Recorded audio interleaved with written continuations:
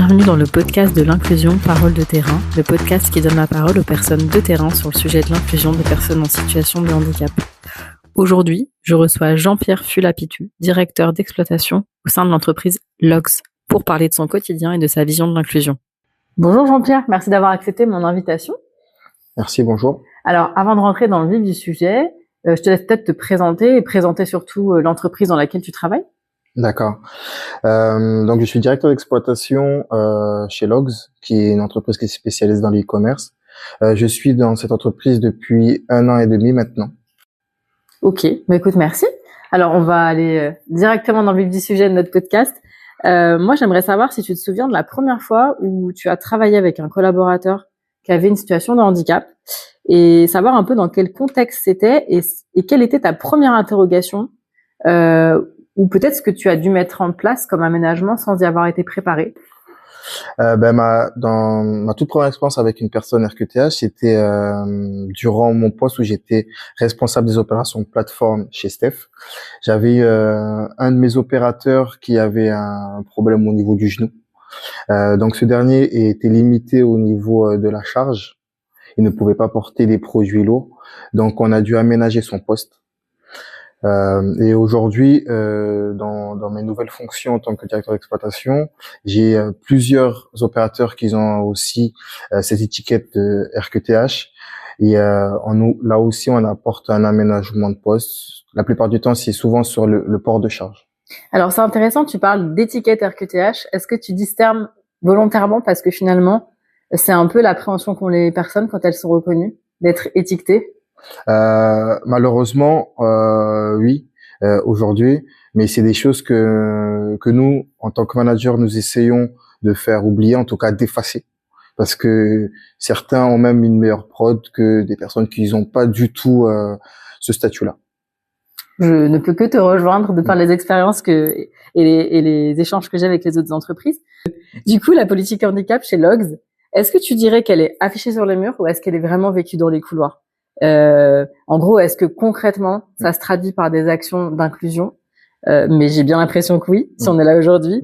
Et du coup, est-ce que tu pourrais me donner un exemple concret d'une action que l'entreprise a mis en place et qui a vraiment facilité le quotidien d'un collaborateur TH? La politique handicap fait vraiment partie des mœurs chez Logs.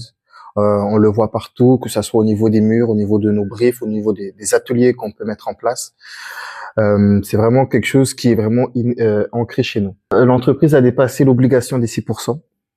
Et là, on a pour objectif dans les mois à venir à être à 12%. C'est ultra ambitieux. Est-ce que je peux te demander, quand tu dis que vous avez dépassé 6%, c'est à peu près combien aujourd'hui le taux d'emploi chez Logs?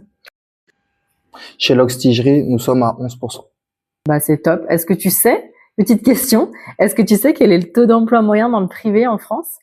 Non du tout. Eh ben, c'est à peu près 4%. Waouh. Donc, vous êtes vraiment pas mal. Bravo. Et donc, du coup, de quel aménagement tu pourrais nous parler et qui a pu un petit peu changer la donne pour un collaborateur des équipes? Comme je te l'avais dit précédemment, nous avons une opératrice qui a une restriction de port de charge. Elle ne peut pas porter des colis de plus de 5 kilos. Étant donné que nous faisons du e-commerce, donc nous avons un service B2B qui est destiné aux plateformes et un service B2C qui est destiné pour les clients comme toi et moi. Dans ce service-là, on lui a aménagé son poste. Donc, elle a une chaise adaptée pour travailler. Elle a 10 minutes le matin, 10 minutes l'après-midi. De pause en plus, c'est ça que tu veux dire? Elle a des pauses aménageables, ok. Elle a des pauses aménagées. Elle n'est pas loin du bureau des chefs d'équipe en cas de besoin. Et on est à l'écoute avec elle toutes les semaines si on peut voir si on peut aménager encore plus son poste, si elle est en difficulté ou pas. Donc là, c'est intéressant parce que tu parles aussi de la notion de l'aménagement qui est pas finalement immuable et qui peut évoluer dans le temps. On sait que souvent d'ailleurs les collaborateurs TH, souvent quand il y a un aménagement, ils osent pas forcément des fois demander s'il y a quelque chose qui évolue.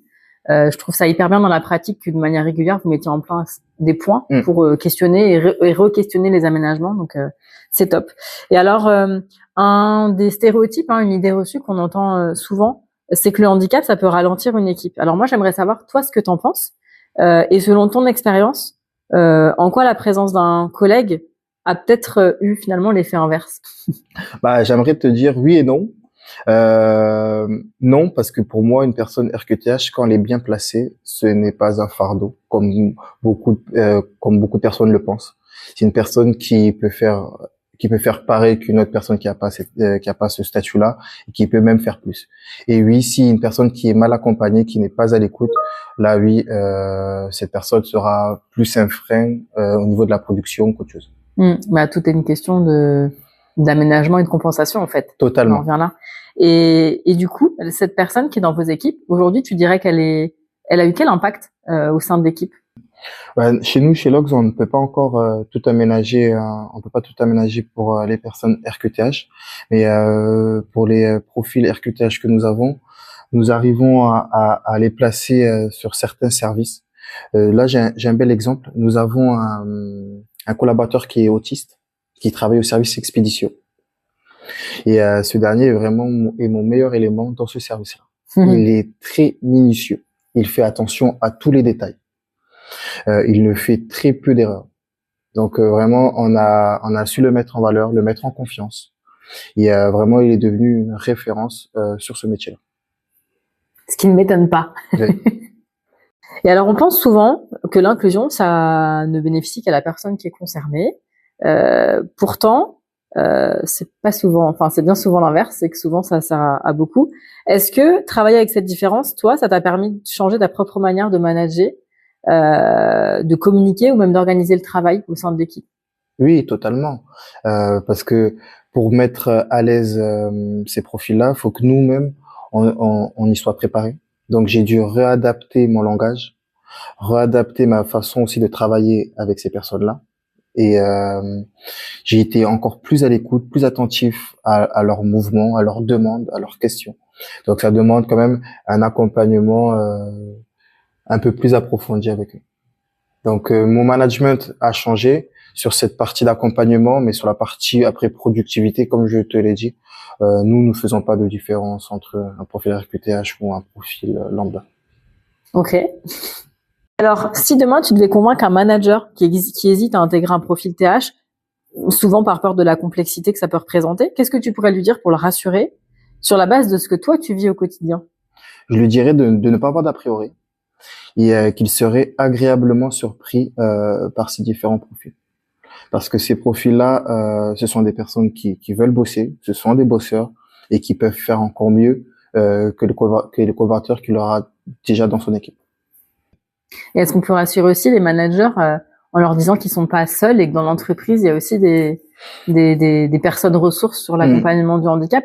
Chez vous, ça se passe comment concrètement, référent handicap, RH, comment ça se passe pour l'accompagnement de ces profils? Quand on a des personnes RQTH, ça commence dans un premier point avec le service RH qui fait une première visite sur site avec nous, managers, pour présenter le terrain, pour voir si l'opérateur peut travailler chez nous ou pas. Donc il y a une première visite terrain.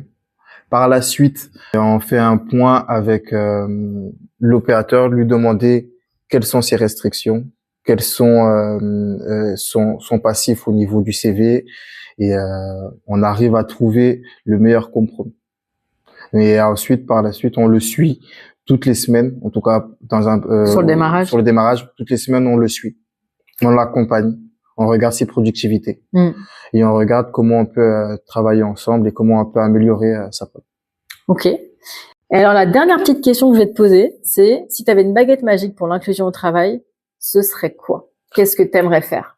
Moi, de mon point de vue exploit, si j'avais une baguette magique, j'aimerais retirer tous les préjugés. Parce que c'est vrai que quand des collaborateurs savent que une personne est RQTH, directement on la met dans une case, que ça soit collaborateur, manager et même plus haut, on met directement ces personnes dans une case. Leur regard change, tu veux dire? Totalement, leur regard, leur manière de travailler avec eux, leur manière de discuter, tout change. Par contre, si tu posais la question à ma RH, elle te dirait sûrement la partie aide financière pour les personnes RQTH. Parce qu'aujourd'hui, vous n'êtes pas sous accord handicap, c'est ça? Oui. Et du coup, c'est parfois un peu laborieux, déclencher les aides, etc. Et ça peut ralentir aussi la mise en place des compensations, j'imagine. Totalement, oui. C'est vraiment sur les aides financières de l'État qui est problématique. Eh ben, le message est passé. Merci beaucoup, Jean-Pierre, pour cet échange. C'était chouette, c'était très intéressant. Merci de m'avoir invité dans ton podcast. C'était une belle expérience. À bientôt. À bientôt. C'était le podcast de l'inclusion Parole de terrain. Si cet échange vous a fait réfléchir ou a changé votre regard sur votre propre quotidien, n'hésitez pas à le partager autour de vous.